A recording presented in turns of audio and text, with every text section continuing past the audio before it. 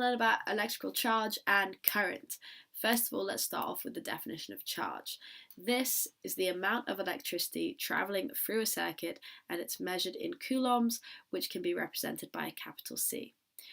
Okay, so if we're learning about electrical charge and current, let's learn about current. What is current? Current is the rate of flow of electrical charge.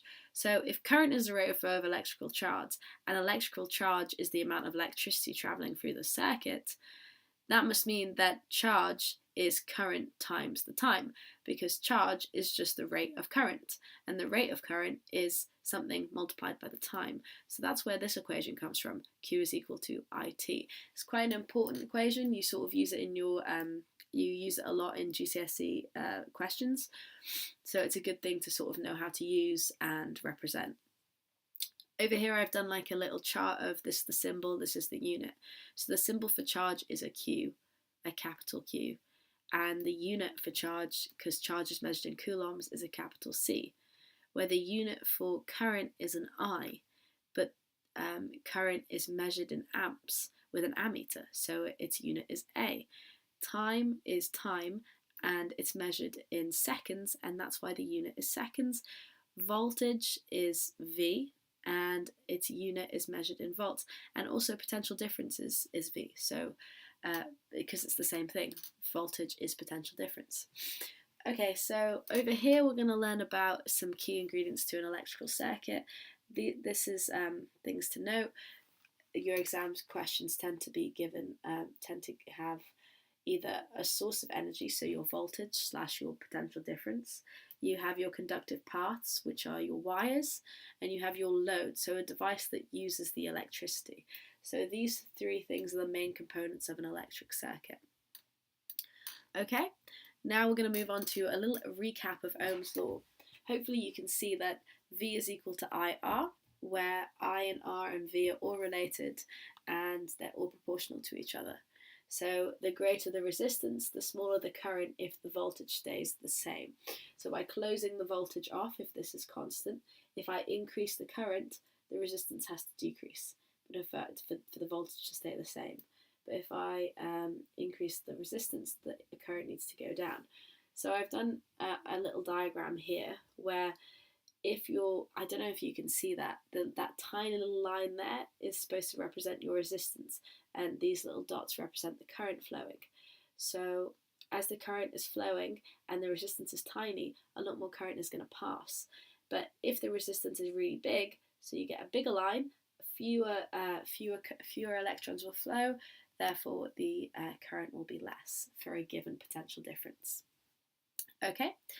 Now I'm going to look at an example which I've kind of taken from a GCSE past paper, but I've separated it into little bits.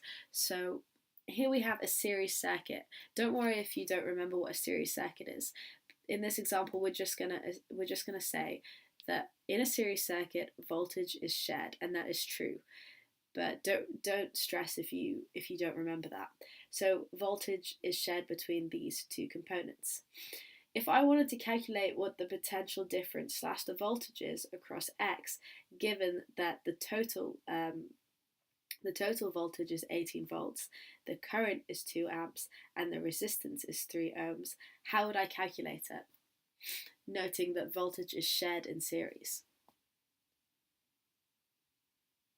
Okay, hopefully you sort of had tried to think about it a little bit yourself. So using this relation here, V is equal to IR, I know that I is 2 amps, and I know that R is 3 ohms, so I do 2 times 3, which gives me 6 volts here. So the potential difference across my resistor X is 6 volts. So here's a little extension question. What is the voltage across Y if this is 6 and the total is 18 and voltage is shared? Okay, so maybe you had a little think about that. It would be 18 minus the 6, so the potential difference across Y would be 12 volts, and this is because, again, voltage is shared in series. So these two things need to add up to equal 18 volts. Okay, now I'm going to look at a practical example of how we use this equation here, Q is equal to I times T. And we're gonna have like a little side note about how Ohm's law is really only applied for direct current circuits, DC, and not alternating currents, AC. And this is because current is always changing. So in Ohm's law, to keep this constant, if this is always changing, R has to move all the time, and that's just not really practical. So we normally only use direct current circuits for Ohm's law. Okay, so here's a practical example of a light bulb. So the current in a light bulb is 1.7 amps, right? And the bulb is working at the same brightness for 30 seconds.